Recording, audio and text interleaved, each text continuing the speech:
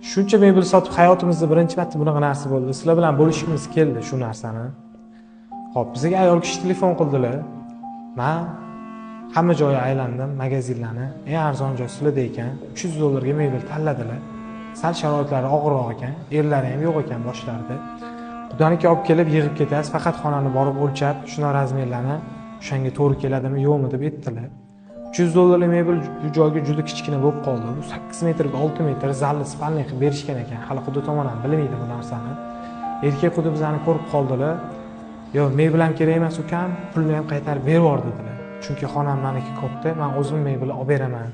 Men $2000 olganda menga eng kattasini olib kelib ber. Faqat meni erkak qudam yo'q, ayol qidiga tushuntira olmayman. O'shanga ukam, sen shunaqa qilginki, ikkalamizning oramizda qolsin. Sen hadya deb olib kelib yig'ib bergan edilar. Agar sizlarda ham yaqinda quda bo'lmoqchi bo'lgan bo'lsa, shuni jo'natib qo'yasizlar. Qanday ibrat bo'lsa.